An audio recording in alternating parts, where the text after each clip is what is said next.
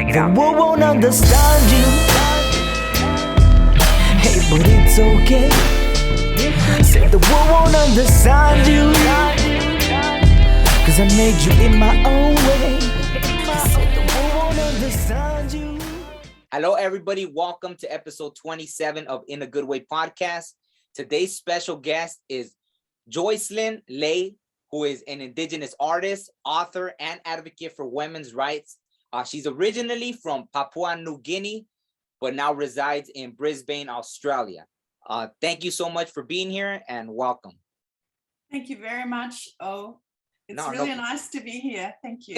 Thank you. I'm grateful and glad to have you here. You're actually the first guest I've had that's from out like another continent, basically. Like I know I've had one interview that was in another country. So you're the second one, not only in another country, but also on another continent. Whoa. Yeah. No, and it's funny because, well, technically you're in the future right now, right? So yes. For you, it's exactly. Yeah. You're interviewing me ahead. That's yeah. So it's amazing, technology that we can see, like you're in the future, and I mean it's Friday over there and it's Thursday. We can here. Time travel. Exactly. So anyone that believed that time travel wasn't possible, there it is, right? Okay, so I had a lot of questions for you. Obviously the most I've seen about, like, especially Papua New Guinea is basically just documentaries, right?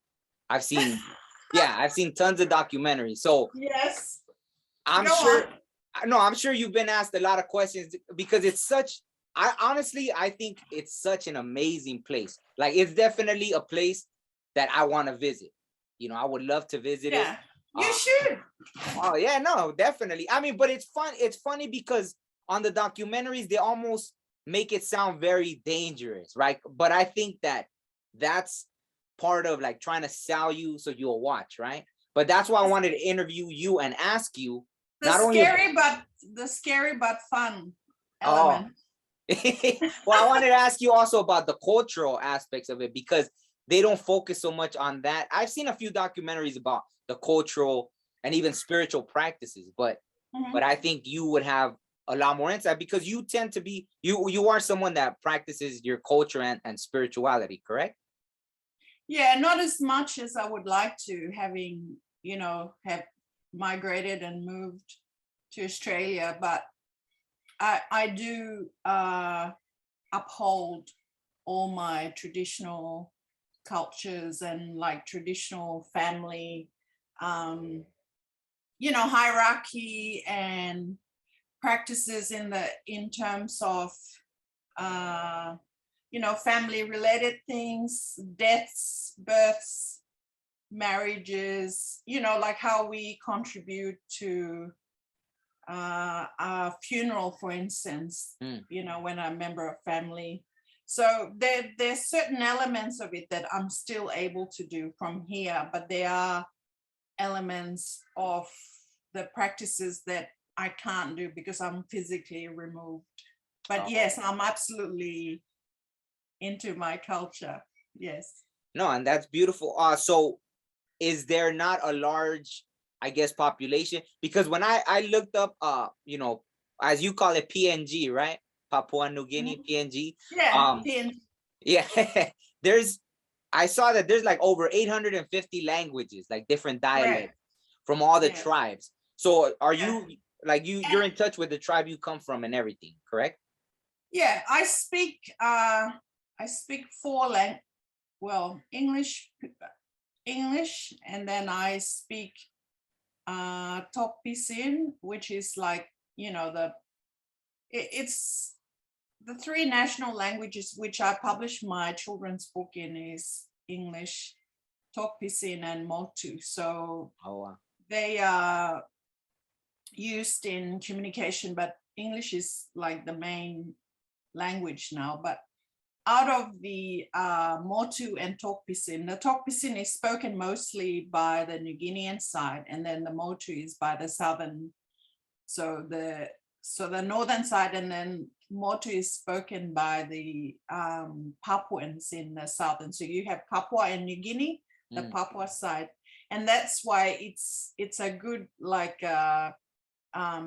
connector language to the traditional dialects. So if you talk about the culture, then our cultures are again broken down into all the different tribal areas. So there are some overlaps, like how we spoke earlier about the Mexicans and the American native, Indian, like, but yeah, the natives.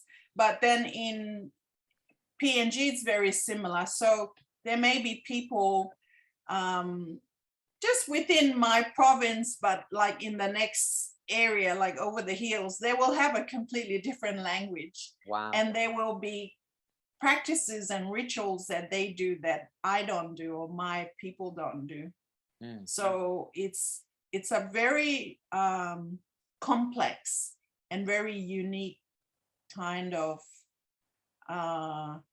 structure in terms of layers of like all the tangible and then intangible cultures, and talking about languages and the singing and the weaving, and you'll see that the patterns vary with all the symbols and art that they make for the things that they wear or put in their houses. So it really is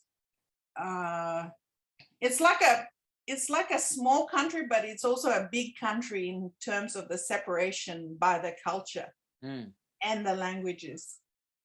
Wow. And that's actually, I never thought about that, but it's so interesting you said that about how like the weaving, that you could be so close and the weaving. So how important is that the weaving from one tribe and from another tribe would have such a different pattern? So for a tribe, what does the weaving symbolize? Does it tell a story of where you came from for that particular tribe? Or how important is that, the weaving? Well, if you had told me you were interested in weaving, I would physically have some here to show you.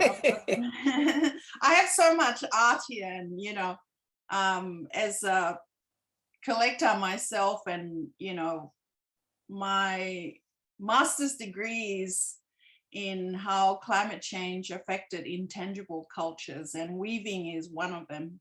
Wow. And I had done some study in the Western province, and they have very beautiful baskets they call the suki basket, and they are made from river reeds, and they use pandanus, and then all the traditional, all the paint are all natural. So they have a red,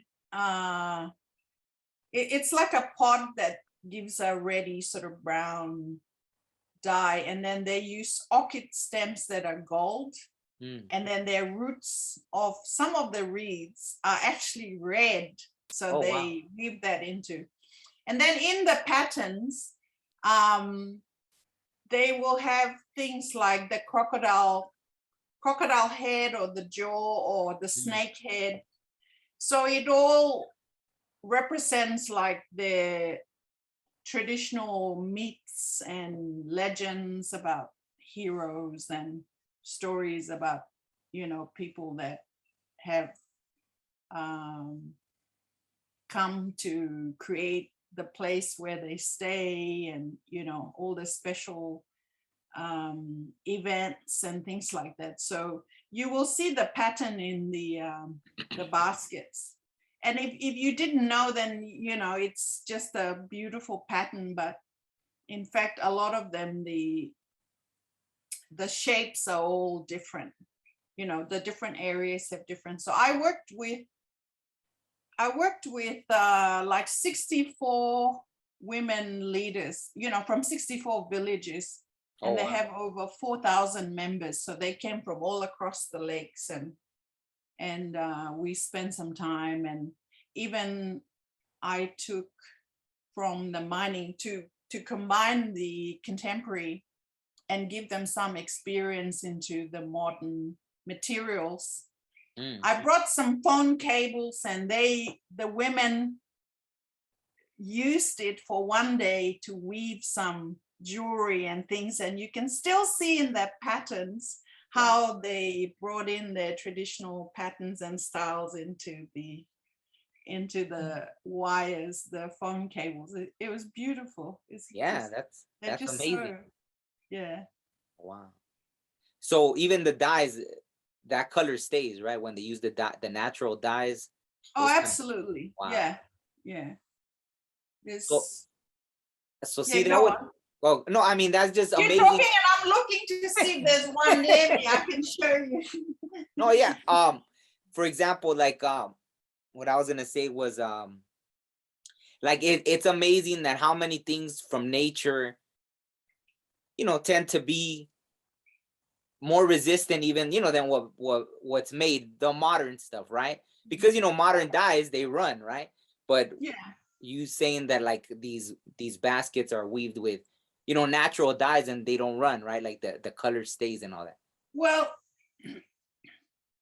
there's one process that I'm also experimenting with my current art practice, and that's when they get they take the they use flax as well, and my grandmother has used it, so there are overlaps.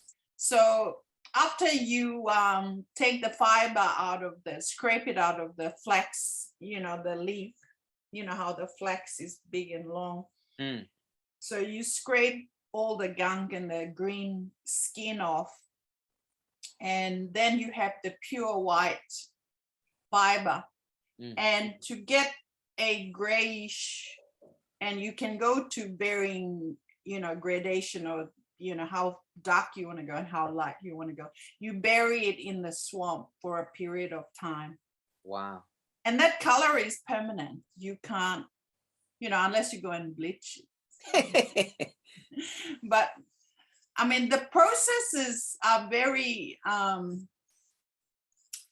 well, it's organic, but how do you say it? It's like it's been generationally like passed down, and it's like proven over and over and over, and it's what we know, what people, the traditional, like Indigenous people, they know that that's the real thing.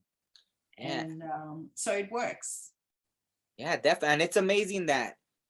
So does anyone trace back how old the culture goes? Like what are some of the stories surrounding, like, I guess when, it's so funny because, even like, in Mexico, right? Like the, the old indigenous stories, right? It's like that was the center of the universe, right? Like that, just like how I can't really give you like time and all that because I don't have all that in my head, but it's now regarded as one of the newer places to discover because everything is, still, there's a majority of our people that are still not illiterate in the sense of learning English and having education and having all the modern facilities. Personally, I think that's how that term and how it's labeled is not correct. It's like me going in to do my master's degree. I'm sort of measured like by the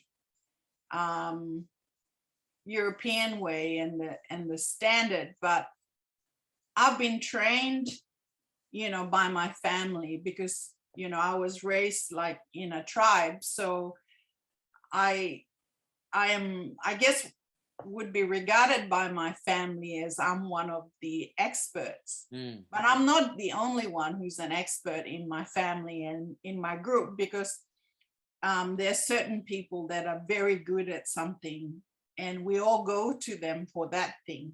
Like, my aunt I had so many aunts, and they're absolutely gorgeous, and they're all experts in their own right. But then when I come away and I come to school here, then I'm seen as this person who's a student and who's just starting and who's trying to learn, where I'm already carrying all this knowledge, and everything is already in me.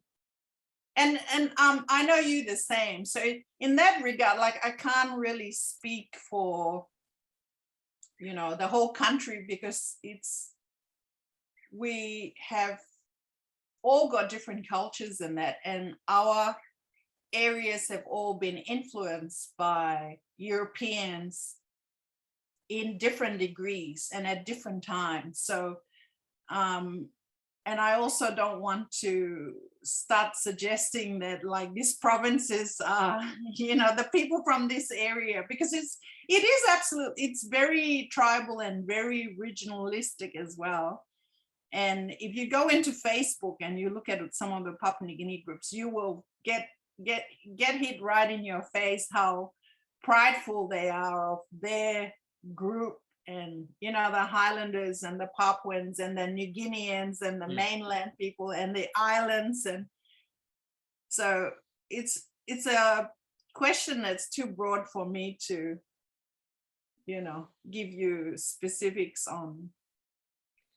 Yeah, no, but thank you for that. Like, because that's kind of what I wanted to ask you as well, was about, like, like the research that I did and what I saw was, like, there's places there that are still kind of untouched, right? Like how you said, it's like, they said, well, I mean, some of the documentaries are a little older, but they said how like 70% of, but see, like how you said, by we were independent. We got our independence in 1975.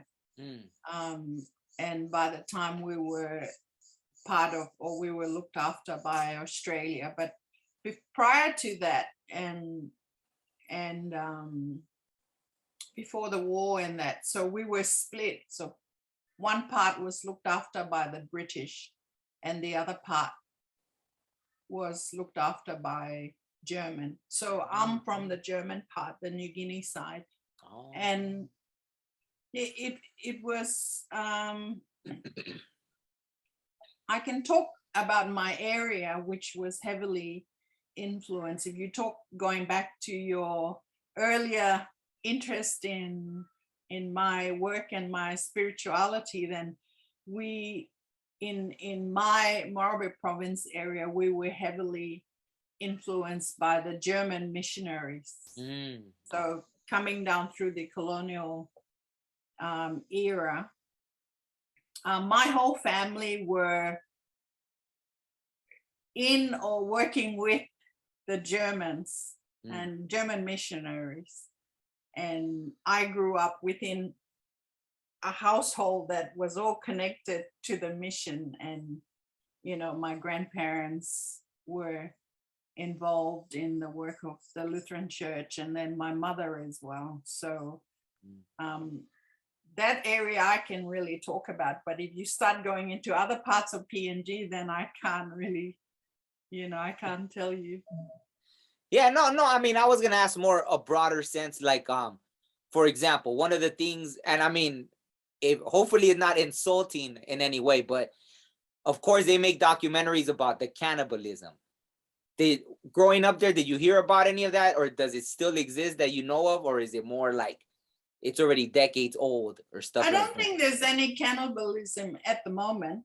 Oh, okay. But when you were little, then it was still talked about, or you still heard about it when you were growing up?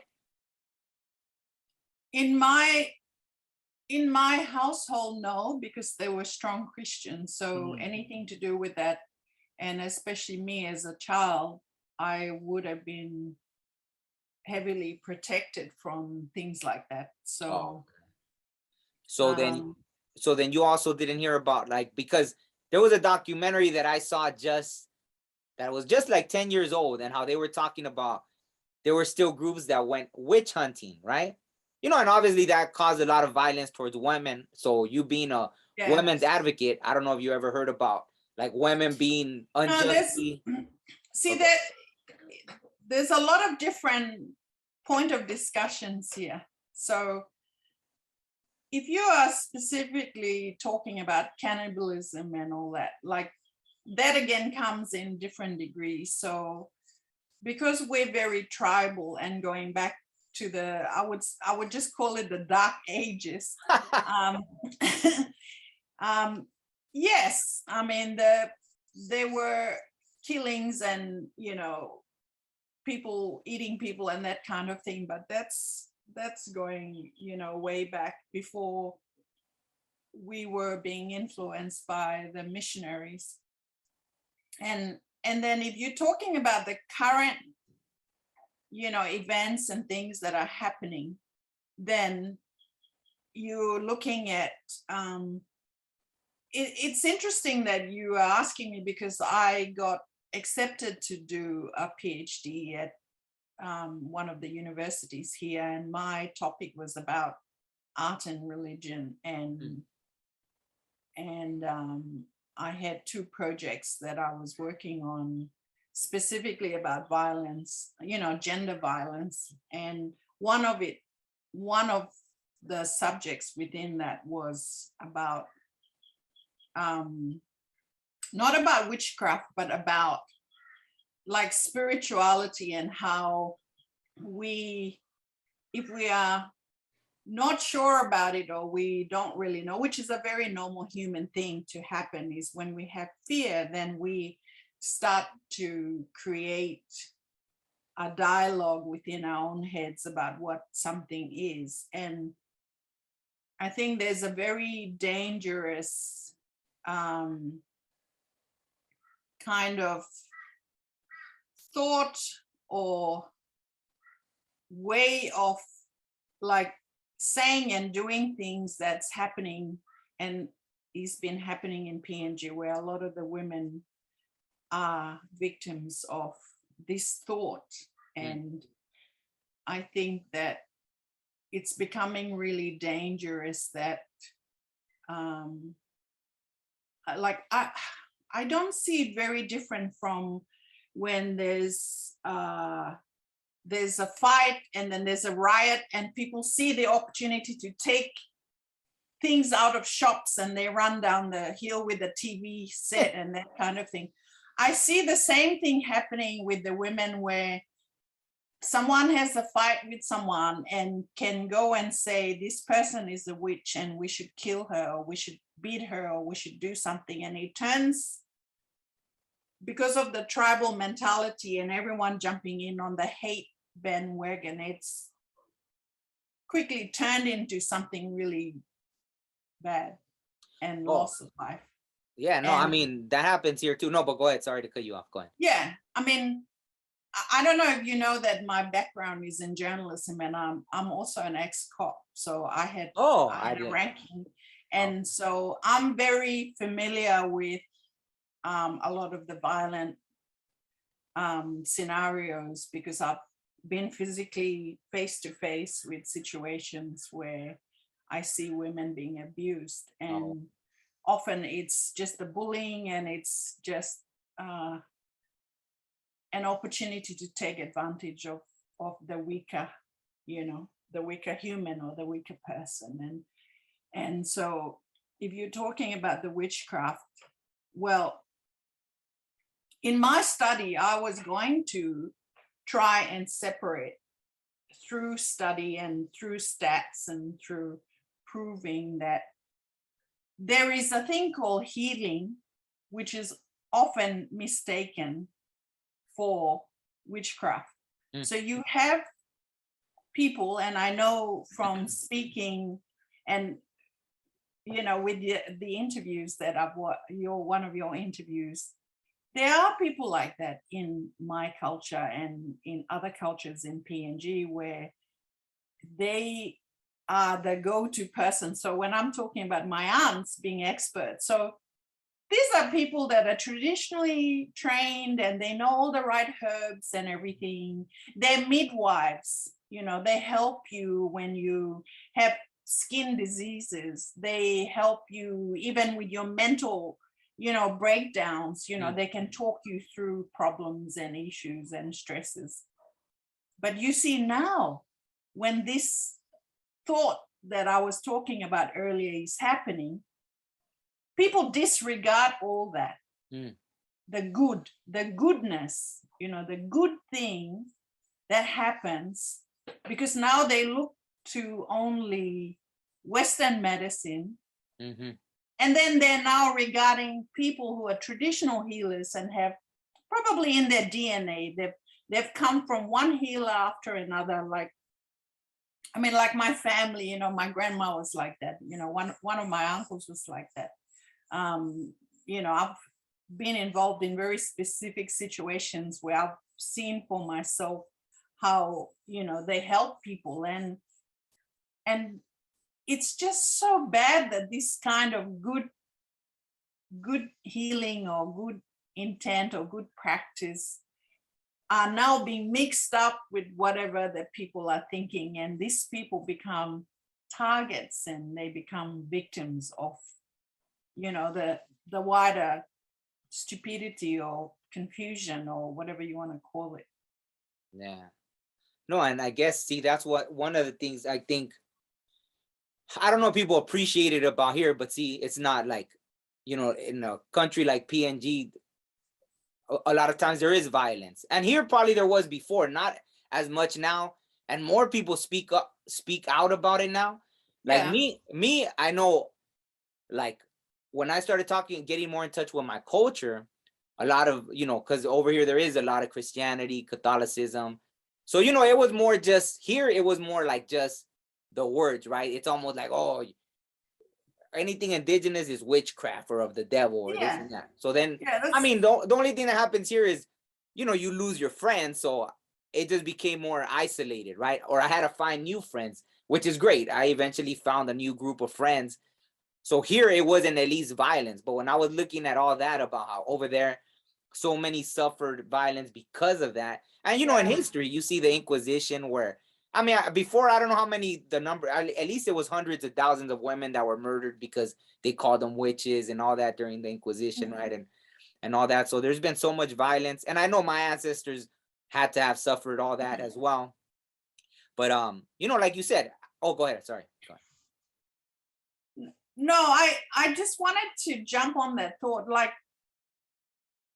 as me, an individual who's like, I'm removing myself from everything. And when I look at it, it all comes down to the human mind and what we choose to believe and what we choose to do and all that, of course. But in the big world, what I find is quite,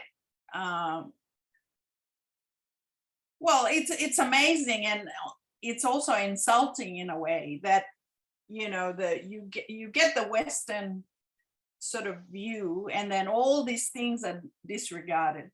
And then now it's the thing now to have all this spiritual stuff and, go away for a location here. And you see people advertising like, oh, if you go to South America, you can smoke this and go to sleep and, dream this. And they're sort of picking things to commercialize. And these are the things that were totally disregarded. And so the elements of, I think it's unjust happening, at the lower level where within our cultures and within our own people, because they see all these influences and the society's breaking down, within the clan or within the province or within the country, like my country, my culture, for instance, that's breaking down. And then with that, you see the young generation, when they're having these influences from other places, it changes their mind. And then when you look at the big sense, now it's hip to have this from here, or wrap your feet in the Japanese, healing, whatever that Japanese have healed there. All these things, it's all commercialized. And to be honest, it just annoys the crap out of me. Yeah, no. I mean, It's just like, like I spoke about how climate change affects the sub-Pacific countries and the low-lying islands.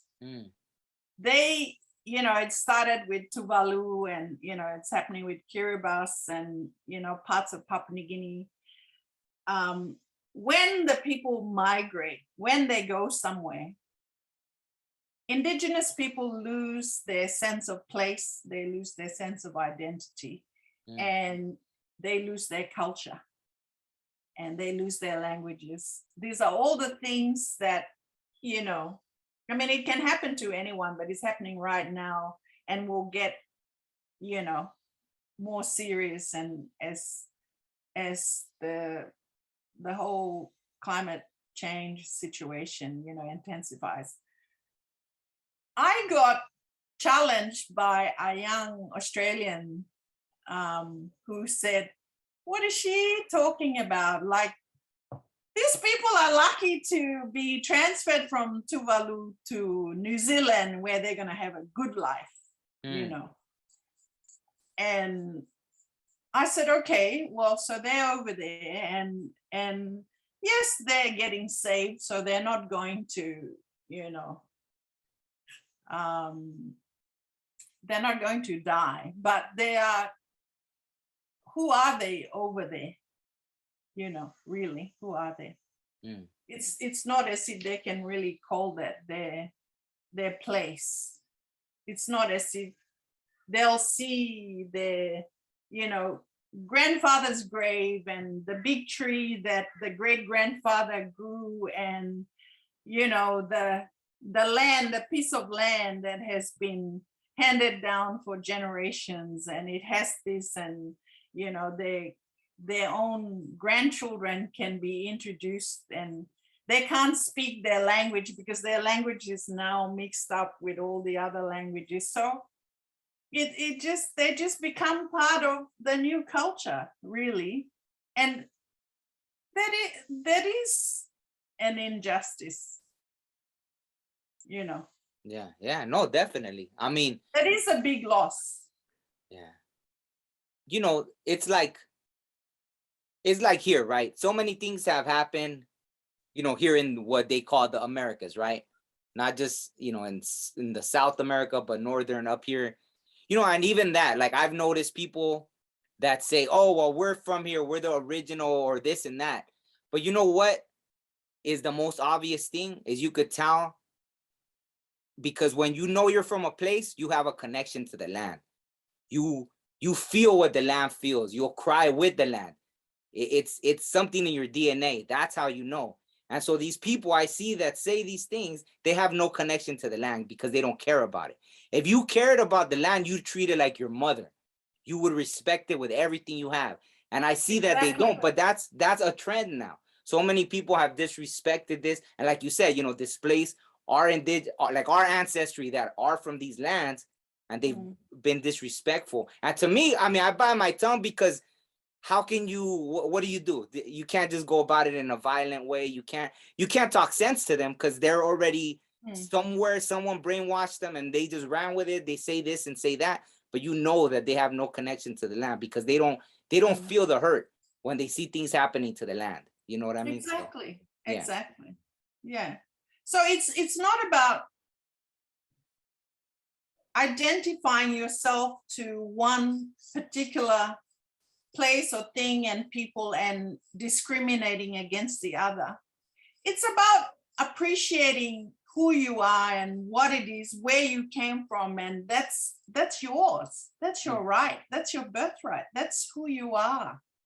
It doesn't matter what the other people say or think or do, or what is yours is there. Your land, your culture, your people, your customs, your tree, your bush, your whatever, your seed, that's yours. Yeah, absolutely. So you see a lot of that happening over there now, even like with with Papua New Guinea? Like, are people moving in now? Like, are they migrating out and people are moving in, or? Well, the low-lying places. So the Carteret is their islands in North Solomons, and they had to relocate early on. So when I was doing my studies about 10 years ago, they were moved, and the islands are coconut trees, houses, everything underwater. My study concentrated on Tami Islands, is where my grandfather's side they came from, and I took my mother with me when I went out to do my field work, and I looked at Tami, and then I looked at Malasiga, which is the mainland where people had already migrated. So I studied their very specific like skill, because I was looking at particularly the intangible culture. So weaving, storytelling, fishing, hunting, languages, dancing. So we do the sing, so that dancing. What's the other thing? So I had very specific intangible skills, intangible culture, like cultural skills. So for example, the skill in weaving or the skill in fishing. So I'll give you one example of a lady who is the expert octopus catcher in the tribe, and she catches the octopus with her hands, not with anything else, not with Western traps or a squid bait or anything, fish hook, nothing at all. And by the way, also in that area, they use turtle shell fish hooks, and they also use spider web for like to catch fish with. The spider web is really strong, like silk. Oh wow. And I think I brought some back some time ago. I don't know where I put it, but anyway, going back to this octopus catcher, in her family, so she's the one who would pass the skill to the next person. Oh, okay. But when she moves to another place, she can't do that. Oh, why not? Well, it's like she has to know the ocean. She has to see she has to identify the reefs where the octopus is hiding. So she knows the underwater like a map, like it's all natural, like for her, because she knows it. And she knows where to go and put her hand in and get it, So she's not putting her hand into a hole where an eel is. Oh, wow. You understand? Yeah, that's amazing. It's all almost intuitive. And this is the kinds of skills that a lot of Indigenous people have that is not understood. And it's like magic, but it's not magic. It's in your DNA. So with her, like, she noticed, even her during the interview, I've got a recorded interview from her. She noticed that because the tides had changed because of the climate change, that was the other thing that was going to affect her skill, is the tides had changed. So when she goes under, it's a bit confusing because it's dangerous as well, because she's not swimming with all the extras. She doesn't have a boat floating on the top in case she, So it's very, very interesting, but it's very specific. So with the weaving, the people have, well, I'll talk about the carving because they're very known for their very beautiful hand-carved wooden things. And again, I could show you, but they have very specific style of carving, and they use specific wood. But when they move to a new place, it became hard for them to get the wood. They didn't own the land, so they couldn't just go and help themselves. Mm. And then to get permission from the people there, it puts them into another whole lot of social, like conflict. Oh, wow. Where, fighting over land, fighting. And then the other thing is they start to lose their intellectual property because the other people can copy what they do, like their designs and things. So there are all these undercurrent, like problems, like issues, like things that happen that you don't really see from the top. You're just thinking that, oh, well, you can just pack your bag and go over there and, have some, I don't know, canned tuna and rice, and, it's all fine. Yeah. But yeah, it's a whole way of living that's being displaced as well. Yeah, because also in your group and in your tribe, in your family, there's the hierarchy. So, you're special. You're here and you look after this, and this is your thing. And you go to somewhere else, it changes. And that also psychologically affects people as well. Anyway, I'm probably, you asked a question. No, you can keep, no, I'm listening because everything you say, I can identify with, something even from here, right? Like, it was like,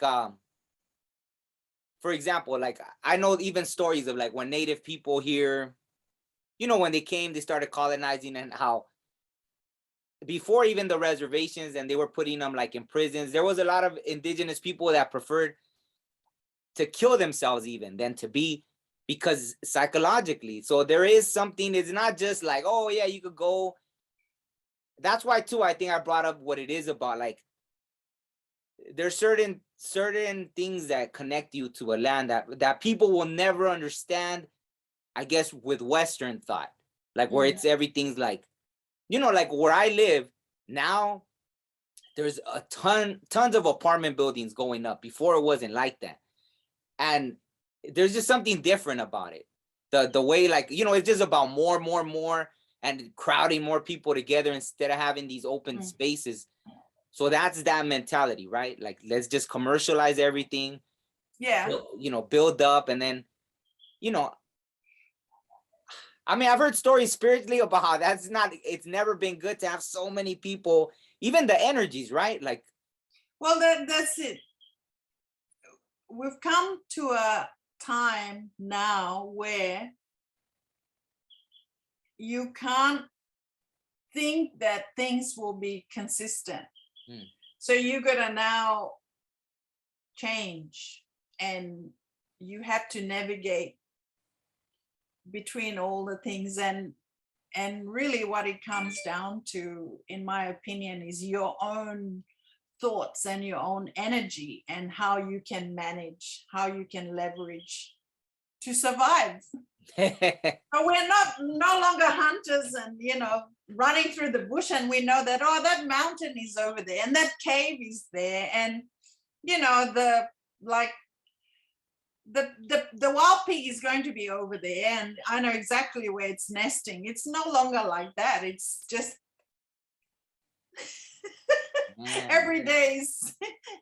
Yeah, no, and I like, it's funny you mentioned that, because one of the documentaries I saw about PNG was that, I guess, one of the tribes that was like separate, that was able to, I guess, still live in practicing their traditional ways. Like, I guess they were, they said like they were headhunters before, but when they described that, you could tell they didn't feel their identity anymore. Like, they couldn't do that no more. So they even put their head down, like, well, we used to do that and now we don't do that. So like the guy said, like, like kind of like he was trying to find an identity because that was part of their culture. And then it was changed. So, like me, I'm no one to judge. So whether they did that or not, or whether someone was a cannibal or not, like there's been, I'd like to see that. I'd like you to send me the link so I can see that video, whether it's, Definitely. Yeah, I'll send it to you.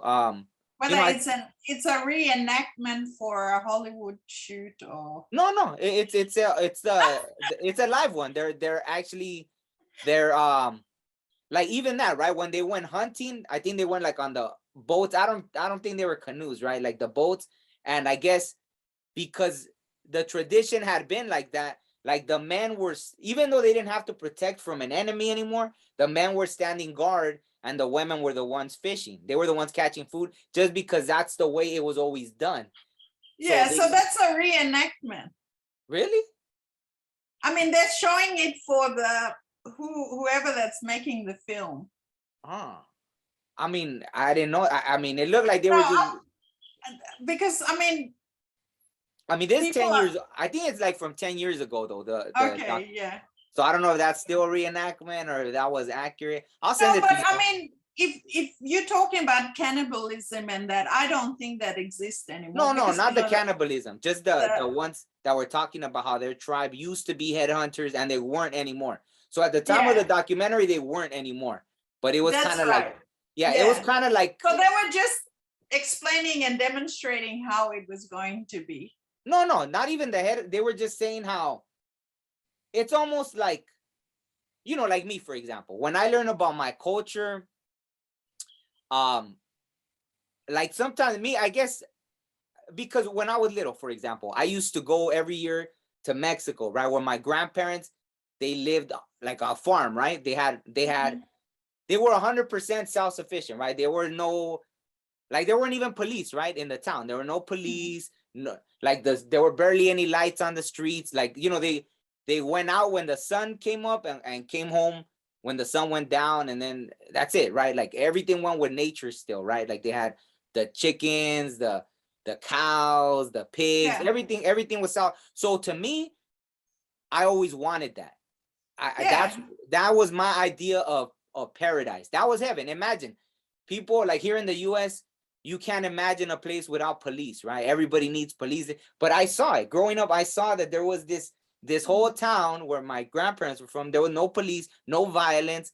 Everyone got along. It was self-sustained. So I seen this idea that people have a paradise. I seen it when I was little. Now it changed, right? Now it changed. Well, a lot of PNG is still like that. Yeah. See, so to me, very isolated. They depend on their gardens.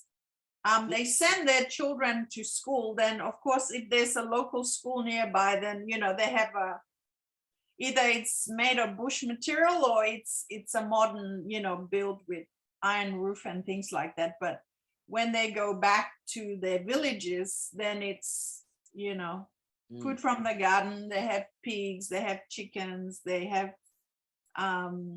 they make fire to cook and all that. I mean, more and more they're starting to build their houses with modern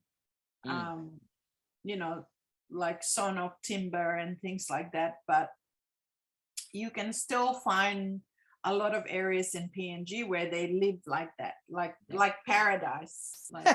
Well, see, that's what I'm saying. To someone with more like a modern, I guess, view of living, to them that would be probably hell, right? Like, oh, I couldn't do that, or I wouldn't want to do that, or no TV, or this, and how can you live with no Wi-Fi, or all that stuff. But to me, like, that's what I yearned for, right? Like even when I was little, my dad would get mad when I would say that, like, oh, why did you bring us here? Because I grew up, there was a lot of gangs and this and that and violence. So I always wanted to live like that, and he would get mad. But I think they didn't even realize what was going on, because they were like, they came from Mexico, right? So they just worked, right? Work, and they didn't see what was going on out there. Like when we're out there, so I couldn't ask them for help. I had to learn to survive, right? You have to learn or meet people. I think that's why so many people got into gangs and everything. Like my generation was that's when, I think the gangs spread more than ever, right? When I was growing up. Because probably there was a lot of families coming over, and so the parents didn't really know what was going on, like in this environment, right? So I think that's probably was a huge cause of all that. And then it spread across the world. That's the funny thing. Like this place infected, like, they infected the whole world. Like even, like Mexico, there was no gangs when I was little. and then everything went over there. But then it got even right. I mean, cartels I think were already around and all that, but not like how they became, right? So everything got glorified. I think with Hollywood, right? All the that kind of stuff got glorified, right? Cartels and gangs and this and that. Yeah. So but yeah, just to say like that's why that was my idea, because I saw it growing up. So when I saw that man explaining, thinking about like old times, that's why I felt like I know that look. I know what he's talking about. Maybe, I don't think maybe the headhunting wasn't around no more, but I think he was more just thinking about like maybe the way his ancestors lived. That's what I saw. So, but I'll send you the clip so so you can see it. Yeah. So also like, so right there where you're at, or what's your specific tribe that you're from? My group is called Ahi. Ahi? Ahi? Yeah. Oh, what does that mean? Does that stand for? Ahi means pool. Ah. Yeah. And then our place is called Lahi, which I think came from the word lab here, which is the pulling of the low tide. Low tide. Oh wow. Yeah. But like everything, the name changes, and then when European came, they had their own pronunciation of the word. And but I speak Bukawa, which is my first language, and then I speak Yabim, which is it became the like official mission language, and the Germans, and there were Americans who learned it, and then it was used for education around our area. So I can speak that, because in my household we spoke Bukawa, and then we spoke Yabim, and my grandparents and my mom, they spoke the Makam language very well, because they were teachers in that area. So that's all within my province, but they're different parts and different regions of the province. And then we spoke, Pidgin. So by the time I went to school to learn English as my, I don't know, fourth language or something,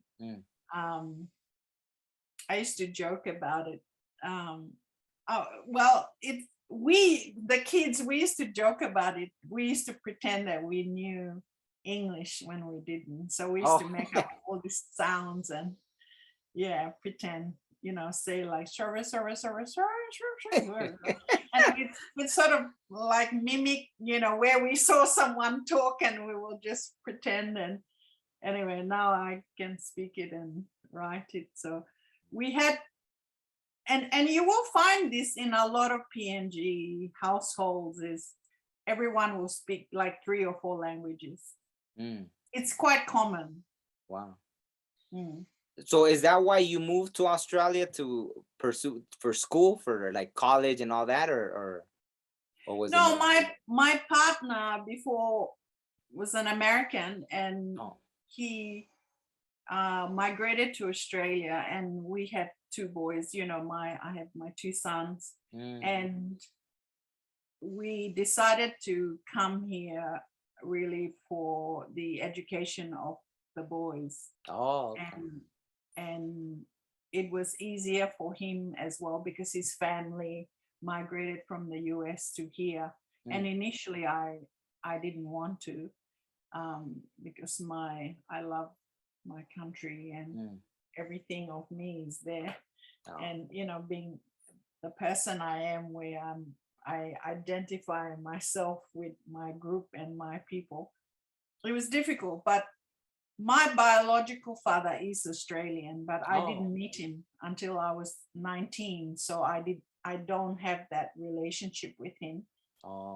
And for me, it was the best decision for my boys. But when we came here, then I went and did a master's degree, and then I wanted to do a PhD, and which is on the back burner somewhere, because I'm writing books now. Yeah, no, and if you don't mind, if you want to talk a little bit about that, what made you want to become an author? Like, or what was your first book that you wrote? Or Well, The Lazy Little Frog is my first book. It's oh, not okay. my first story. Mm. I walked into a newsroom when I was 15, one of two newspaper companies in Papua New Guinea, and I asked them to hire me because I wanted to be a journalist. Oh, wow. So I've been writing since I was 15. Wow. And I'm 57 now, so you know, do the math, 42 years of writing. Wow. I mean, is it 42? Yeah. So I've literally been a communicator, and so I know you're interested in astrology and all that stuff. So it is in my North Node. So that's my passion, and my path is in communications and storytelling and writing. So I knew that from an early age that that's where I'm going. And I also come from a family of teachers. So I'm constantly teaching or mentoring or sharing my ideas. And yes, they get stolen all the time, but new ones come in all the time, so it's okay. Yeah. But pretty much writing. And then I was giving myself time to do all the other things. And I was writing in the background, but I didn't publish anything except when I did Pacific Storm's contemporary art exhibition on climate change. That was 10 years ago when I was studying, you know, doing the master's degree at University of Queensland, when I published 3 catalogs. But I've had, you know, articles published, and I was working for the newspaper, and I worked for the TV, and I did a bit of radio stint. And oh, wow. So work has been always published and always out there. But the children's author thing with The Lazy Little Frogs started. Well, I wrote the story. I have several stories, and I know there's one that I spoke to you about to do something else with it. But The Lazy Little Frog was a story I wrote, and then I left. I didn't think about it because, I mean, that's the best way to write, is to write and put it away. And that's like with any other creative process, then you go back to it and you keep, you know, fine tuning it and, you know, make it better and better. And it's the best way to really, you know, create something really well, is to, you have to work it over so many times and get other people to have a look at it, and, you know, get it critiqued, and, you know, even if it hurts you and they say, oh, this is rubbish, or, you know, do that again. But I literally left it, and I was working with someone else last year in the middle of COVID, and I was teaching children to do picture books and painting. And, you know, I teach both children and adults for different, you know, all those different skills that I have. So I teach art, and I teach writing, and I teach in textile. And I was working with some children, and then one of the, you know, the parent asked me about doing illustrations for a book, and I said, yeah, I could do it. And I took it on, and then he, after working with it, and I came up with about 40 illustrations, and then he decided to can the project at the last minute when we're about to publish. And I couldn't believe it. It just like took the wind out of me, and I think it brought me down for 2 weeks. I couldn't operate. I felt really, what's the word? It's like, yeah, it was almost like Like discouraged? Yeah, I was very discouraged. And after I got over it, I really spent some time by myself and had a good think about it. And I thought, what's wrong with me? Why am I so upset? Mm, Like everything that I'm angry about is all in me. I could just turn this thing around mm, and do my own thing. Why am I so upset? And so I realized that it was my problem. Like I was very angry about something, and I still have the illustrations. And you know, maybe a couple of years time, I will just come up with a story and get it published in a different book. But at that moment, I realized that maybe this was the time to publish. So I went back and looked at all the other stories I had, and The Lazy Little Frog was, pretty much almost ready to go. So I started working it, and then I did the illustrations, and then I had a few different people look at it. I shared the story around. The funniest thing about it was, of everyone that gave me the most amazing feedback, two PhD holders were very critical of the book. One's an author, one's not. mm. And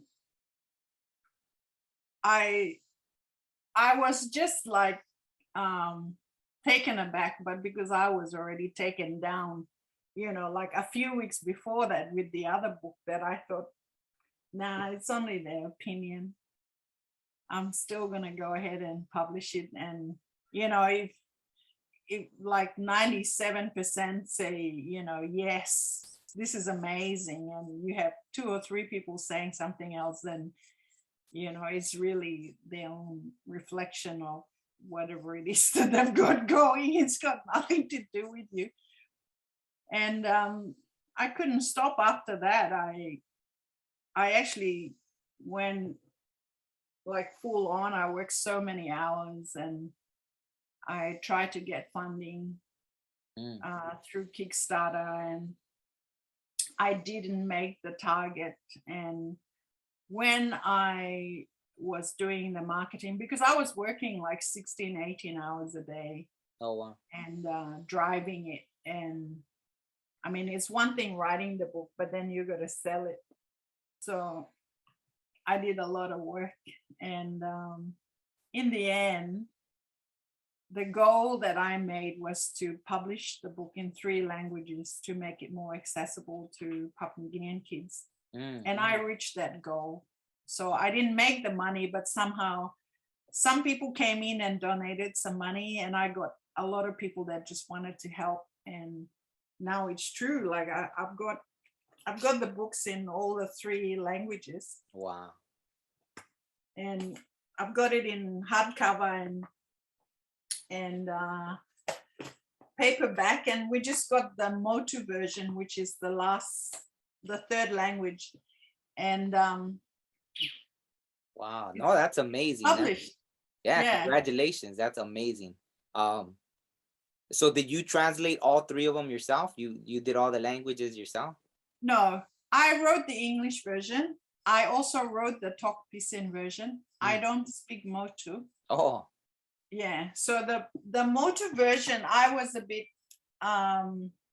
what's the word? I was more concerned about it because I didn't understand the language myself. I know a bit of the vocabulary, but I couldn't claim to know it at all, because so I asked, and I was looking around, and I had a young lady called Carol Hanekidu. She is a journalist and is based in Port Moresby, and she was recommended. So she did the Motu translation for me. Wow. And then I had 3 other people who are also Motuan speakers read the book through to make sure that it's correct. I mean, it changed. it can never be perfect in my book. In my you got to keep improving it all the time. So it's as perfect as we can get it now at this moment.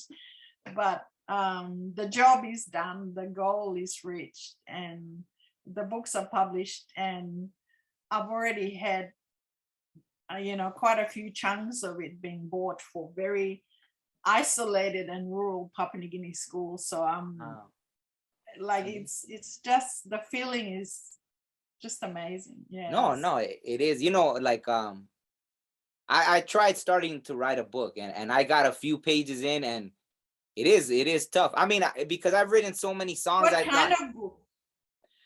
A spiritual book about some things that I've experienced. I mean, I think I've talked about most things, but there's some things that are so unbelievable that I don't even want to talk about it, because I'd rather just leave it and let people read it, and whatever they get from it, whether they believe it or not, it's fine. I don't care. Like, I just want to tell the story.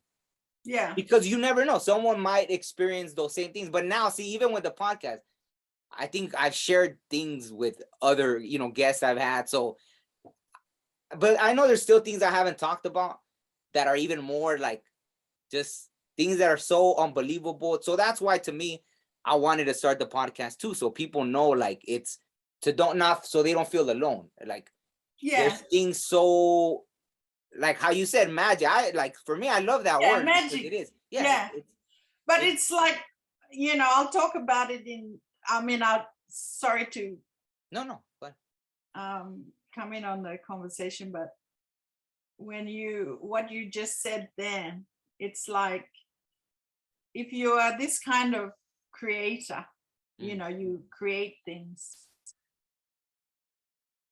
People in general who are not in that flow, or they're not in that energy, they won't understand how you can just make something happen. But you really don't just make it happen. You do the work. Yes. And you put in the hours. And you know how it is with energies. When you put in everything, yes, the magic comes. Yeah. But then you can't explain it. Yeah. You can't. You can't, because it's in that moment that everything else happens. Yeah. But I'm grateful. Like, I'm grateful for it, but I guess, I guess sometimes you do want to explain it, because I don't know, it's just something now. It's something so, I guess, that makes you appreciate this life. Like, the reason we're here. That's why, I'm curious, since you mentioned astrology, what is your North Node? If you don't I'm mind not telling you. Ah, Yes. Virgo. No, that's my moon. You have a moon in Virgo? Yeah. I knew you had Virgo in you, because right now, no, by what you said, because how you said it's never good enough, so you keep and that's and attention to detail. Exactly. But see, that's the problem. Like, not a problem. We're all and reminding like my boys, I know they're sick of me reminding them. No, gotta do this, gotta do. No, and not that we're all perfect in our own way. It's Gemini. What, your North Node? Yeah, see, I'm a Gemini. See, and that's I know you are. Communications. No, exactly. And see, I have a friend who's a Virgo, and her North Node is a Gemini. So I was like, well, it makes sense now, because see, my North Node is Virgo. So, and I have a love-hate relationship with Virgos, because Virgos, because sometimes Virgos could annoy me because they're too, like, just do it already. That's how I am. And see, so I guess I could teach Virgos to be more like a Gemini, like, hey, just do it. Like, it doesn't, because, you just got to do it. Because, go ahead. But, it's not just that. It's not just astrology as you see it. It's your environment. It's where the planets are when you're born. It's who raised you and how the energy has been injected into you. It's things that you eat, where you sleep, and there's so many factors that affect what we do and who we are. But ultimately, it's your mindset that has to really rule, because if it doesn't, then you can easily be pulled here and there. Yeah, no, 100%. But see, I barely found out about my North Node this year. I barely found out about that, but it made sense to me because I guess sometimes it's okay to be like that, to, like that, like a Virgo, right? Have the little list, or, make sure everything's, because sometimes, maybe I do things too quick. And so I guess it's okay to be a little more Virgo-like. So that's why it made sense when I didn't even know what a North Node was until this year.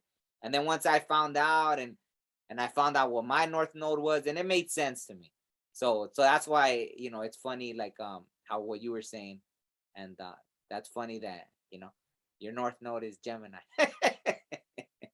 So, but I agree 100%, like what you said. Everything matters, the environment, everything obviously changes what you become, right? So yeah. No, I always think that I'm a magician. I just have that in my mindset all the time, that I can make anything and do anything, and everything is possible. That's funny that you say that. So what makes you feel that? What have you seen? So you've seen stuff then. But it's like I think I was speaking to my niece about fear. So I think most people that become like open-minded, or they enter into spirituality, and you can choose any type of spirituality, is when you've faced like yourself in fear, like the most, it's trauma, or it's something amazingly huge that happens in your life that's makes you, I guess it's like, if I literally describe it as an artist, it'll be like, let's say you have this egg here, and then it's shaken, and then it cracks, and after it's been cracked, you can't really patch it all up and whatever. So that experience like changes what is outside, and also it changes what is inside.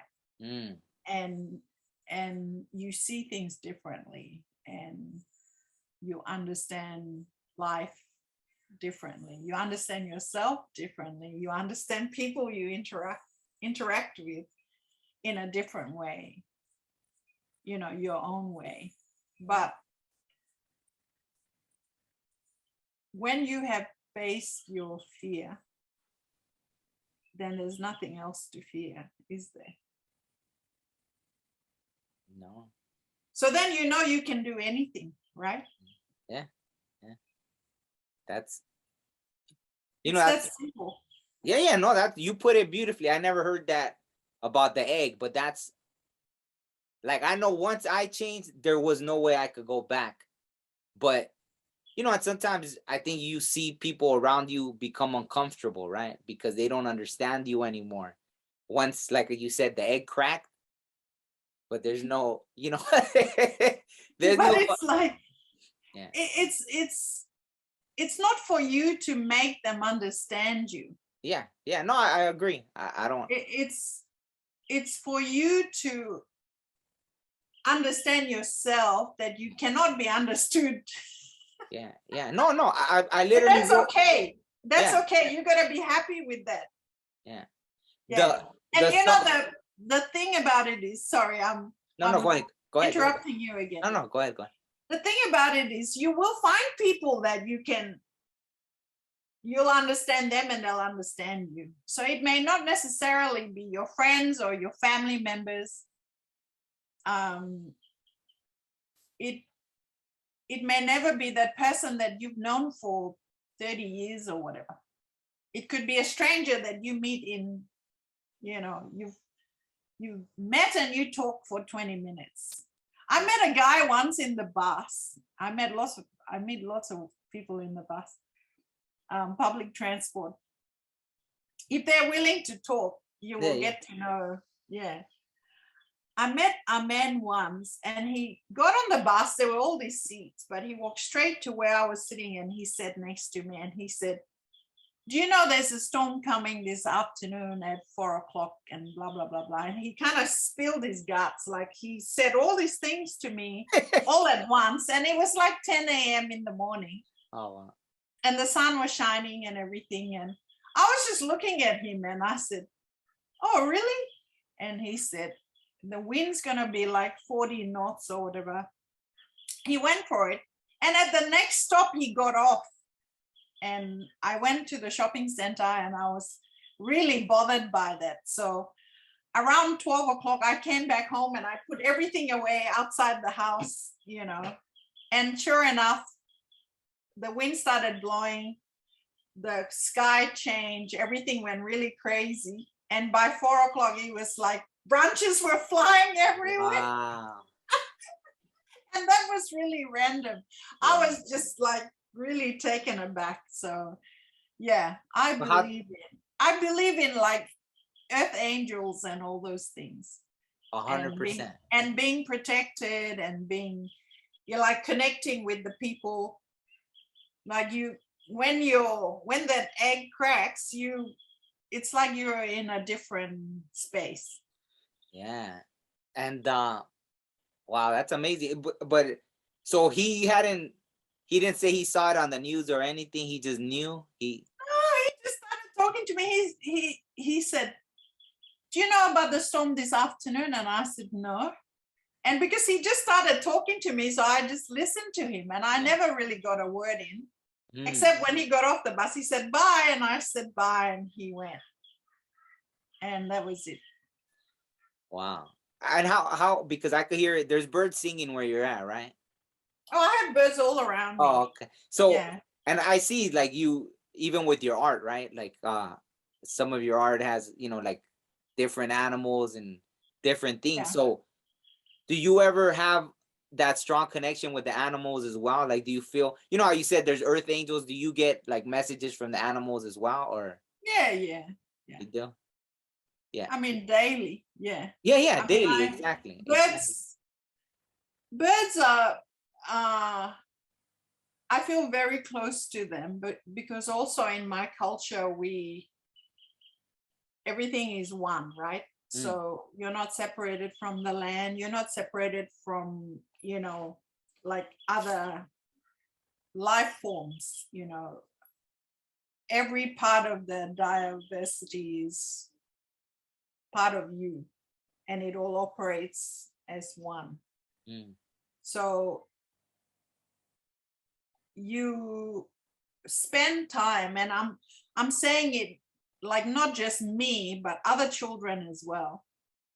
And like for me, because I write and I tell stories and I talk about it so people know, but children anyway, in any Indigenous culture, when you're growing up on the land and in the bush and with other life forms and other things, you understand it and you know it, and it's in your DNA. So you will be somewhere and you will see something and you'll instantly connect to it. So like how I connect with the birds. Spiritually, in my culture, different birds represent different things. So for example, there's a bird that's called songqueen. So when the songqueen calls, there's an emergency of some kind. So there's a death, there's an enemy approaching you. They're very similar to noisy miners. If you get an owl approaching you or come to you, something is going to happen. Like just before my grandmother died, the owl came to me here in Brisbane, And like, she didn't die on that night. She died later. She died when I was in Vietnam. So I was in the middle of studying. And when I had the emergency, I had gone back to PNG and I had seen her. And we had our, although she couldn't talk and I was so broken, we had our like communication. Yes. And then I prepared my brother, to organize her funeral because I wasn't going to be there. One is I couldn't handle it, and two is physically I had already decided that I'll be as far as I could be. Wow. She was the closest person to me ever. So apart from my boys, I guess. So, and then my mom. So I'm closer to my grandma than my mom because my mom had left when I was around 8, 9, and 10. And I was already spending a lot of time with my grandmother before that, from birth, with my grandparents, and then my grandfather died. And then my grandma literally was like my mother. Wow. And so the night when I came back, before I traveled, the owl came and I was going to go and take the clothes off the line. So the owl was there on the clothesline. And when I went to the clothesline, it didn't fly off. And so I realized that was her. So I went right up to the owl and it leaned over. So the forehead touched my forehead. It leaned over like that. So its head touched my head, and my sister was there and she was saying, "Get back in the house." She was so frightened, and she said, "Get back in the house." And I didn't say anything. Like, I could hear her shouting in the back, but I was with the owl. And I took the clothes off and I didn't say anything. I didn't talk to my sister. And then much later, I explained to her what was happening. And there's been so many things in my family that has happened with me, and they know about it. So, whenever something happens, like last year, there was an incident that was happening, and I called them 2 weeks before it happened, and I said, "This is going to happen." And I was a bit frantic. And then my sister said, like, talk to mom. And then I was explaining it. Anyway, 2 weeks later, it happened. Oh, wow. And someone died. And it was a bit scary for all of us. And then I had always trusted what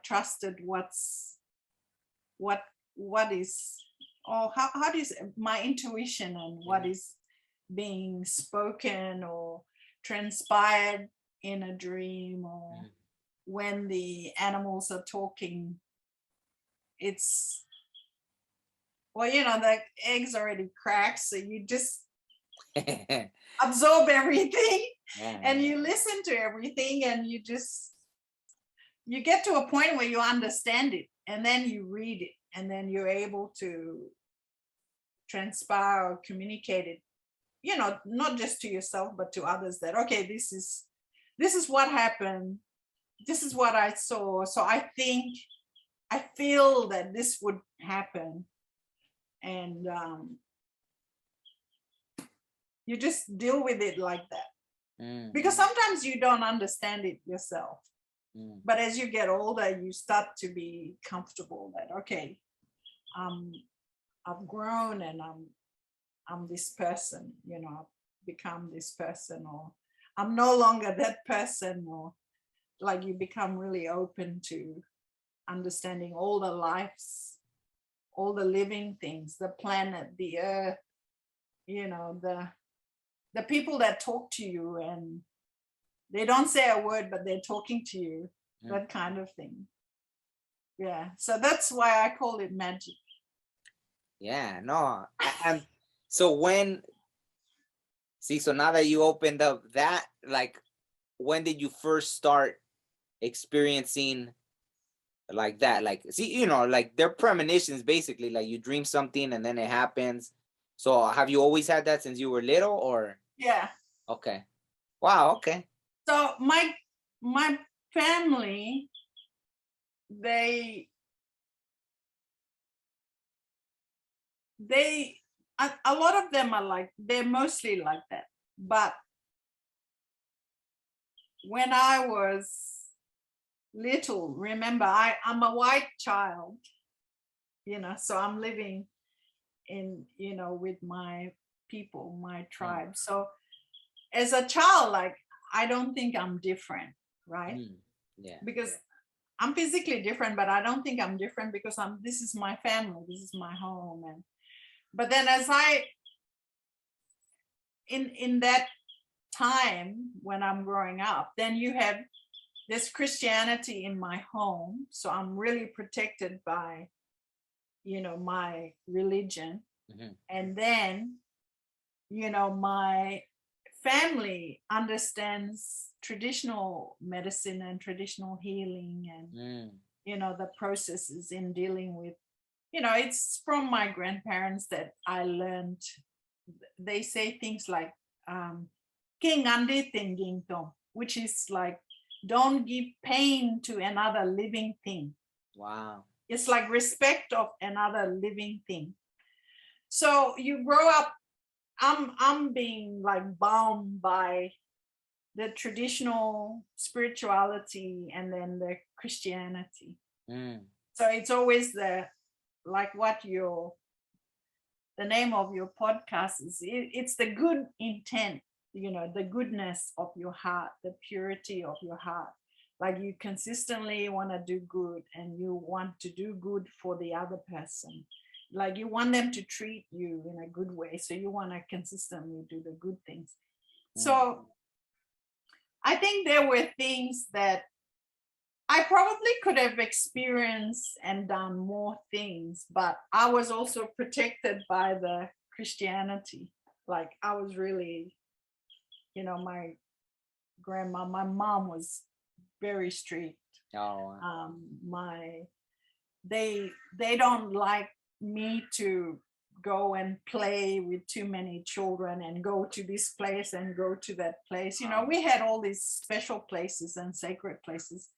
But of course, as I got older, like, you know, 7, 8, 9, I mean, you can read some of my stories where I talk about going somewhere and my cousin and I went, and this happened when we were about, I don't know, 8 or 9. We went fishing and we bumped into someone and we both saw him. And I was not afraid at first because I was dying of curiosity. I wanted to have a conversation with this person. And my cousin was, but she was younger than me. So anyway, I mean, you can read that story. I wrote it. It's a short story. What is that story called? Well, initially I called it the Y Junction, and then I gifted it to the education department in Papua New Guinea. And I'm pretty sure it's on my blog. Anyway, I'll try and find it. I'll share it with you. Okay. And as it turned out, he wasn't real in the 3D. So we couldn't talk to him. Wow. And then we ran away. So we both came back and we got out of the swamp and we went to the house and we both got really sick. And I think that was because of the fear. Oh, we wow. were scared. Yeah, we were both really scared. And we eventually had to tell, because we weren't allowed to go fishing there, but we did. So then we saw the person. And the person was a family member who had been killed during the war. His body was, you know, in pieces when they found him in that spot that we went to. And so now we knew why we couldn't go there. And we went anyway, so we broke the rules. So then we saw the person and then he didn't talk to us. And I tried to get him to speak, but he didn't. and then everything, sort of all hell broke loose, and then the fear came in, and then we ran, and then it was a long way from home. We had to run through the swamp. Oh wow. And we both got injured, and then we got home, and then we both got really sick, and then our family wanted to know, how like traditionally at home, when you're sick, then they say, okay, where did she go? So it's almost like a police report, because I've worked with the police before. So the daily occurrence, so you say, where did you go? What did you do? And they follow your footsteps. And then they find where you have gone. And then the elders go there and they make peace, and they, like, it's like an peace offering. And they say, release the child. It's only a child. And the child, was a bit, naughty and shouldn't have come here and disturb you, and that kind of thing. Yeah. That's beautiful. Like, I mean, not that you got sick, but see, I understand that. I know about, like, some people don't understand. Like, for a while, I had during the pandemic, I started, like, I wanted to go. I don't know why. I got the idea, I'll start going to famous, like, cemeteries, right? Like famous people that passed away. And I had another channel, and those videos were doing really good because people all over the world that, oh, there's Marilyn Monroe or this singer or whoever, and so they're interested, and those videos were doing good. But I started feeling the energy. But I said it respectfully. I know that the spirits are there. So I couldn't go no more because it got heavy. But I think they left me alone because I did it respectfully. Sometimes I would give like an offering and stuff, but I think some of the spirits too, like, they probably don't want you there. You know what I mean? But it's all, I couldn't explain it to anybody, but I just stopped. Like, I just stopped because you feel the energy. I mean, it's cemeteries, so there's so many spirits there, but you could feel, like, there's pain there too. There's a lot of pain. Like, I think one of the cemeteries I went to, they were burying so many people that day, and I felt all that energy, and I just knew, okay. I mean, in the physical sense, people that are trying to be like YouTubers and that, it works because people want to see this stuff, right? Yeah. But spiritually, I guess, since I feel the energies, I couldn't do it anymore. So I stopped. And then, I probably have like 10 different ones of different places that I went, and some of them did good. Like, they did really good, but I couldn't do it anymore. And like you said, see, there's a lot that goes, I don't know if other people experience this. I never asked like these other YouTubers but I think that it just depends on what the intent is. Yeah.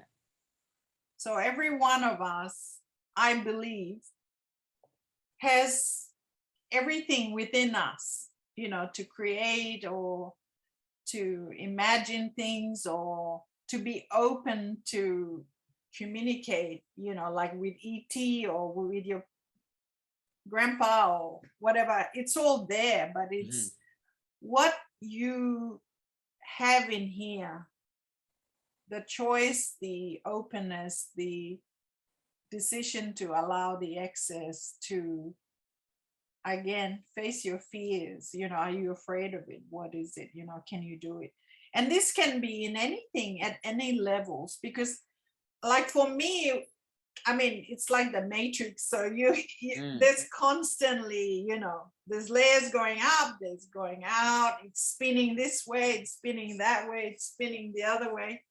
And how we fit into it and how we use that power or energy or, the brain power, how we use it when we communicate to humans or other living things or whatever it is we want. Anyone can do it. But what happens is that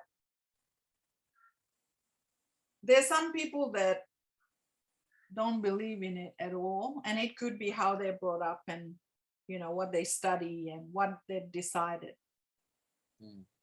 with themselves. It could be pressure from other people. It could be fear. It could be their religion. Yeah. It could be what their friends say. I mean, whatever it is. I mean, the whole thing changes when like for me, it's when I accepted that, okay, if I saw this person and this person is not real, and I'm with another human being, so we're both alive, the blood's running and we're fishing, and we can see this person and it's not a real person, and it really affected us, both of us. And then, I mean, I could tell you millions of stories, but coming back to this whole thing, the choice is really yours. You can be open to whatever, to change your life or to do great things, or you can shut it down and, I mean, I always believed that, but as I've gotten older, I don't know because I don't see it like happening where people open up, right? Like, so I sometimes think that not everyone can. Like, I've always believed that everyone is capable, but now I don't know if I believe that anymore, because then why? Like, I'll put it to you like this. Like, the other day, it was the day after like Thanksgiving, right? So it was like November 25th. That's why I remember the date. And I woke up, and there was this being in my room. But it was like, I understood, because it actually scared me. But then after I realized, I like told it to go away. But then after I realized, I felt the energy. It didn't mean me harm, but it's just like, let's say you're cooking and someone comes and says, "Hey," and you jump and you're like, "Oh my God, you scared me," right? I don't know if that's ever happened to you, right? But anything, you're doing anything, and then someone comes, and then you jump up. So it got me like that, because I woke up and I looked and I just like, it was like floating, right? And I squinted my eyes, I looked, no shadows, no nothing, but it didn't just, it had like an aura to it. It was like moving. It wasn't just like, oh, you see a shadow and it's just there. It's like this thing like moving, right? Almost like something popped in, like out of a portal to like just look at me, right? And it had a feminine figure, like but it wasn't a human figure. It wasn't a human. So it wasn't what we know as human. It was like something else. But I knew it didn't mean me harm, but just the fact that it scared me, I was like, and I looked again and it was still there. And you could see the aura. And then after I just turned away and I fell asleep, because I was like, okay, I'll just not look. I was just praying, like, okay, I don't know what it was, but after I felt bad, because but I understand. See, like, I guess if people walked around seeing things, how can you live? Like, it's too, because it startles you. It's just there. I understand what it is. So it wasn't like, I wasn't like, I didn't run out of my room or nothing, because I've seen stuff before. So it was just like, okay, I'll just cover my head, go, I'll go to sleep. You know what I mean? So it's fine. I've seen a lot of things, but this was different. I've never really seen something like this. It was something different. Well, it's not always pleasant. Yeah, it wasn't unpleasant. It startled me. So what I mean is, energies that surround us are not always good. I mean, there's always the good and the bad. Yeah. In everything, the negative and the positive. Like, you need the two to balance somehow.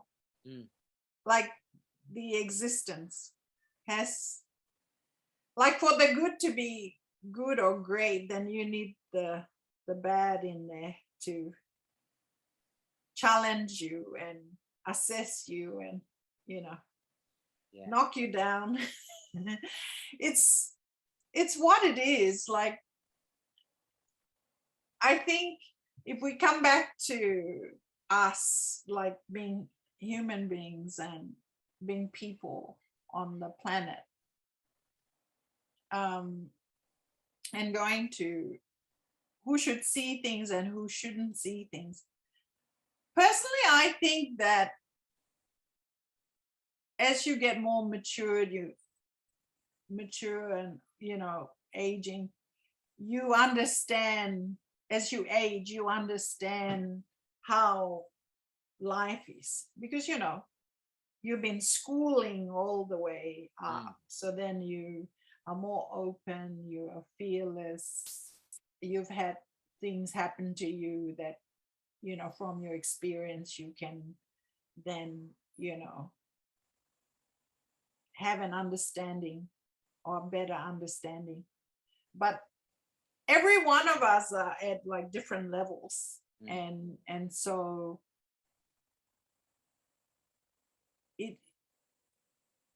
it's not that we are able to understand each other at anything instantly. And by the same time, the things that affect us are also like different degrees. And sorry, I'm probably making it really complex, but no, I'm following.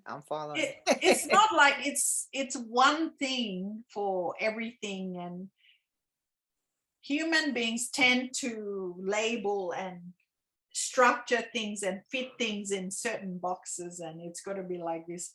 Oh yeah, if you're able to see that, then you're a witch, or you're this wizard, or you're this person, or you're this and you're that.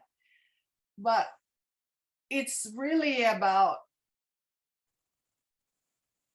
choosing to, like, for me, I think that if you are a matured human being that has a concern for the wider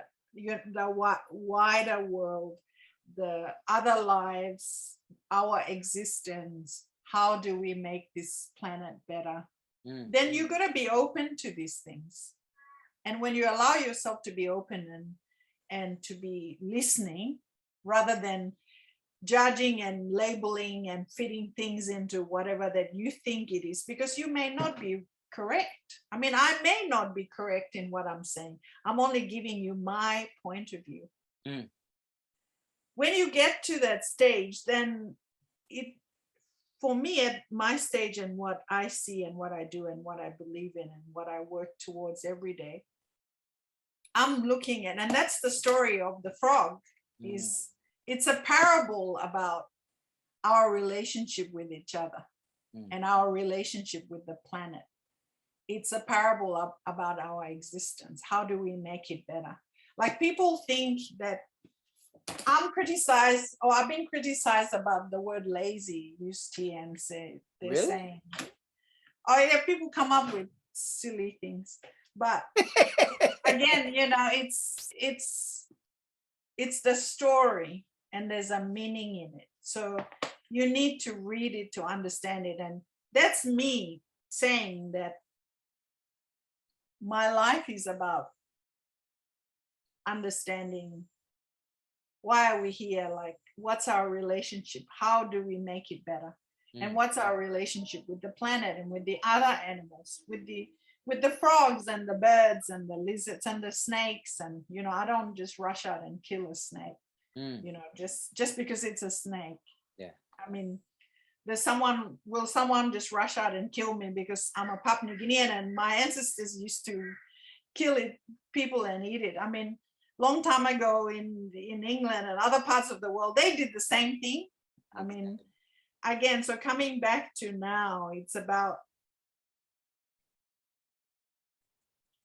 who we are, what we have, who are we talking to, like, what's the end goal? How are we making the world a better place? And what are we talking about? How are we making this planet better to live? These are all like the big picture things that I'm personally interested in, like listening to how the animals are behaving, like their discomforts. Because the the animals, there's a hierarchy. So like, if you read about how much plastic is in the ocean and the planktons are eating that, and then the fish eat them, and then we go back, we throw the crap in the ocean, then it goes through the hierarchy, then we go back and catch the fish and we're eating the plastic. Yeah. Now,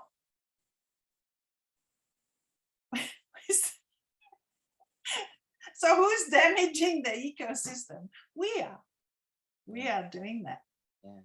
And then it's almost like, see, exactly, that's a circle of life, right? Like a karma in a way, because then we eat it and everyone wonders, well, why are we getting cancer? Why this? Why that? Why are people sick? Yeah. So then we go around and we eat the chemicals that are making us sick because we threw them to begin with. So yeah, that's really interesting. Yeah. Crazy. Anyway, yeah. we could talk forever. Maybe we should wrap up. Yeah, We'll talk for 2 hours.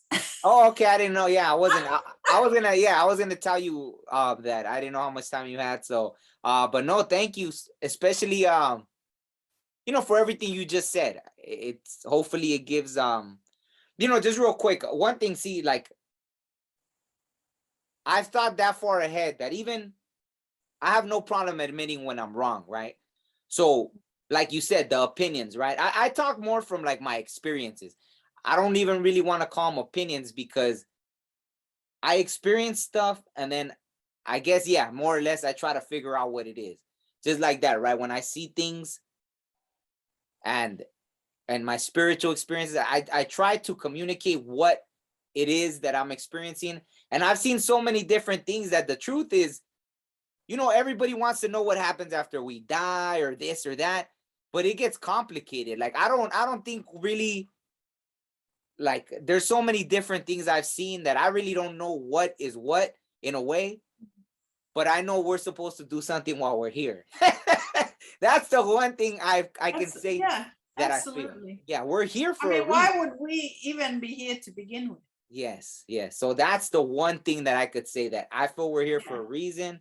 And so that's why I try to do it. And of course I fall off course and this and that, but I always try to pull myself back, so even just with thoughts, maybe not like, oh, I'm going to go and do bad stuff or nothing, but even my thoughts, right? I may say one day, like, I don't care. And like how you said, when, you're writing stuff or, maybe you see someone stealing this and you get discouraged or you put in all this work. So even that, right? Like that make you, say, okay, forget, I'm not doing nothing anymore. Forget why waste all that time, put all this hard work, and then that happens. So I could get discouraged in that way. And that's what I mean. Like even fall off course, like, not stay focused. So, but I always pull myself back. So, but that's all part of the growth process. Exactly. So it's fine. So I understand that. And yeah, so, like I said, like I just know we're supposed to be, or maybe not. Maybe some people just are supposed to be just experiencing life. See, that's the thing. And I'm okay with that. I don't know, like we're just supposed to be here experiencing, but not destroying the planet, obviously, like, being here respectfully. So even that, right? So, but okay. If you think about it in terms of power, you have the power for you, Doesn't matter what anyone else does or says, and when they do anything, you have the power to decide. You might react like instant, like you're angry. Someone say something and insult you. Let's say you went out somewhere and someone insulted you.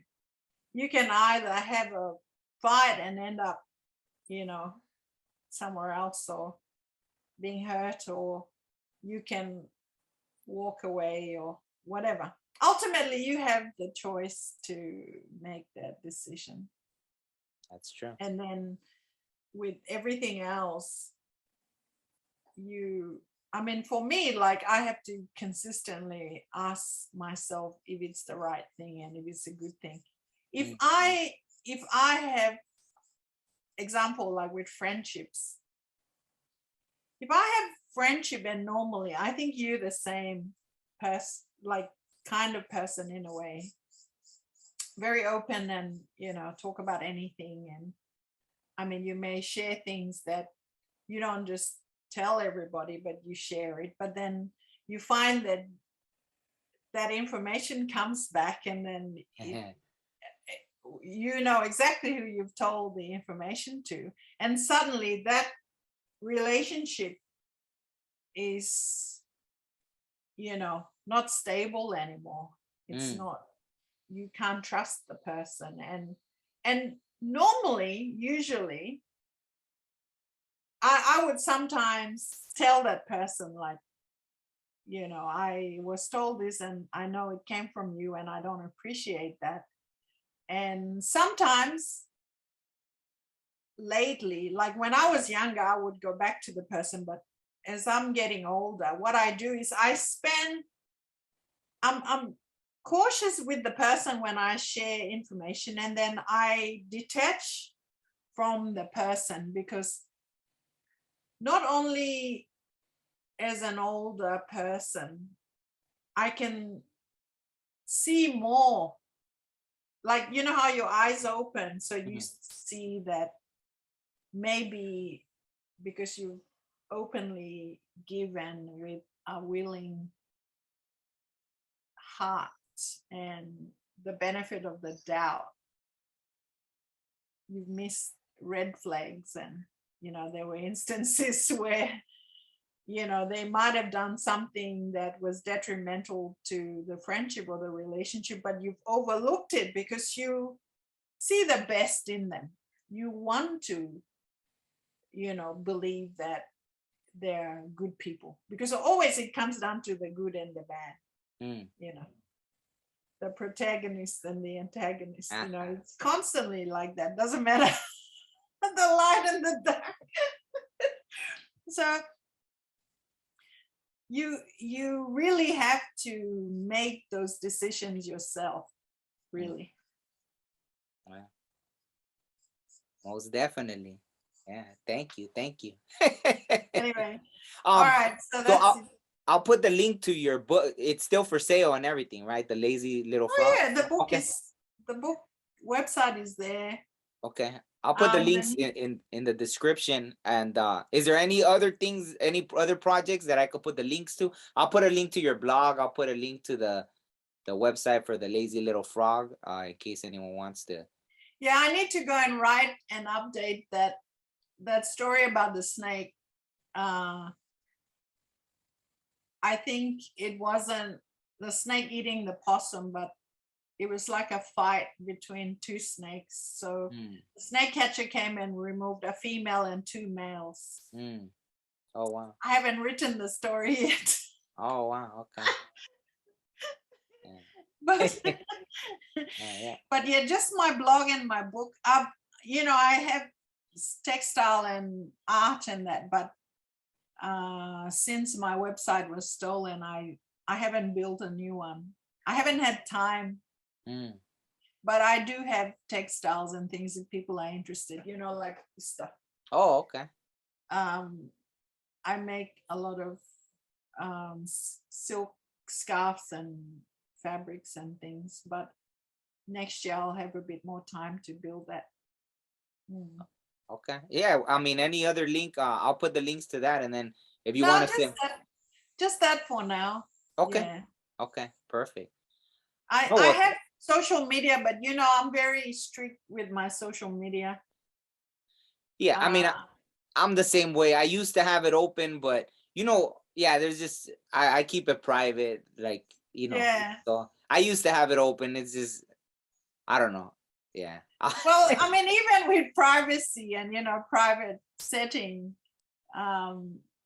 they're still, you know, they get in somehow. Yeah. So it comes with the territory. Yeah. So you can't really complain. Yeah, it just makes the day interesting. Definitely. Anyway, thank you very much for having me on your program. No, I'm very honored. No, I'm honored. Thank you so much. I feel like there's definitely more. Everything I said is my opinion, and you know. Yeah. No, it's fine. I'm not talking to you, but I'm talking to whoever that's going to listen to the program. Like, you know. Yeah. I'm just expressing my, putting in my 2 cents. Yeah, but I think for the most part, most people that have watched have been, I think they're more open-minded from what I've noticed, right? So I think they understand. So yeah. So. And I had no idea what you were gonna ask me. Yeah. I mean, if I knew you were gonna ask me so many questions about cannibalism, I probably would have put in a bit of effort in. What? No, it wasn't. It's just research. Yeah. No, it's fine. The first thing people talk about, and they want to know about Papua New Guinea, is they want to know about cannibalism. So it's funny. Yeah. No, well, I didn't even get to. I was gonna ask you about, because it is the 3rd largest rainforest in the world. So I was gonna ask you a lot about the animals and everything too. But we could do that on another. I don't want to keep you any longer. Obviously, like the animals. We speak a third of the world's languages, apparently. Yeah. Wow. Yeah, it's amazing. Yeah. All in Mi plasarlo. No toples no grab.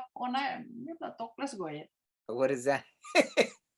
We speak so many languages in every corner of the country. There's so many different languages. Wow.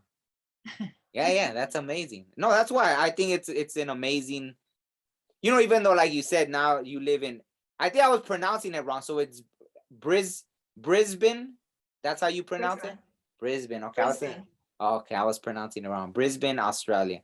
So, well, yeah, I won't get, because I'm going to keep asking you questions. So we'll just cut it there.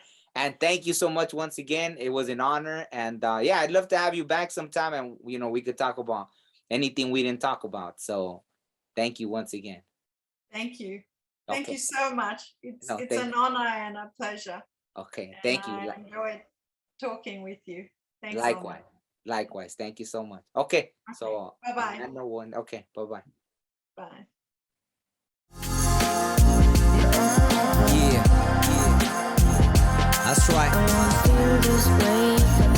Yeah, sometimes you just feeling it, you know what I'm saying? You just feeling it.